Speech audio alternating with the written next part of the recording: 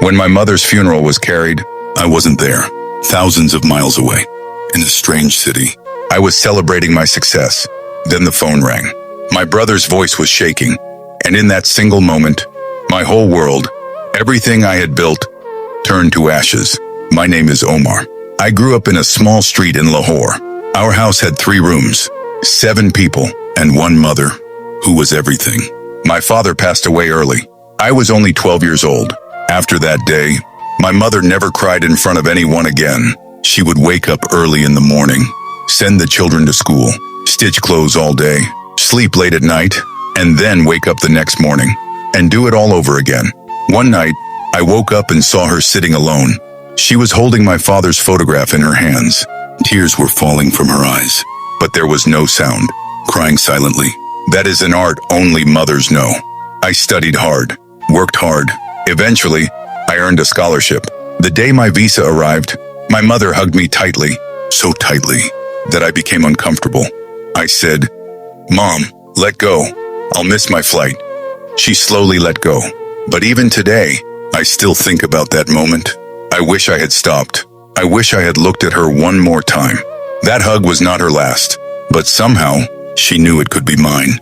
In Europe, time moves fast. During the first year, she called every day. The second year, once a week.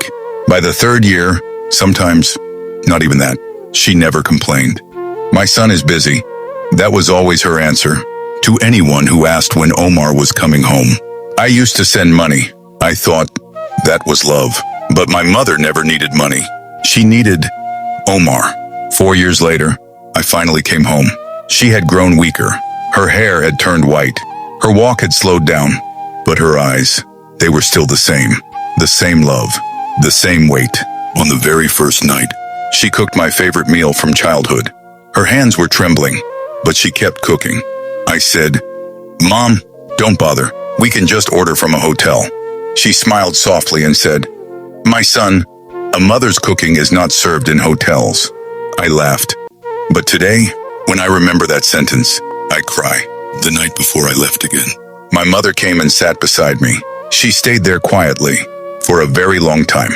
Then she held my hand and said softly, Omar, I don't need anything. Just come back.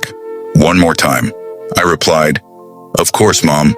I'll come soon." That was a lie. I did not return for the next 2 years. And then, that phone call came. My brother's trembling voice. By the time I arrived, the funeral was already over. I sat beside her grave. The soil was still fresh. No tears came out. There was only emptiness. The kind of emptiness nothing in this world can ever fill. When I entered the house, her room was exactly the same. The bed was neatly arranged. Her prayer beads were beside the pillow. And there was an envelope with my name written on it. I opened it. Inside was a piece of paper, written in my mother's trembling handwriting. There was only one sentence. "My son, you will come, won't you?" She knew. She knew there might not be enough time. That's why she wrote it beforehand. But she left the question unfinished, because she still hoped I would come back and answer it myself.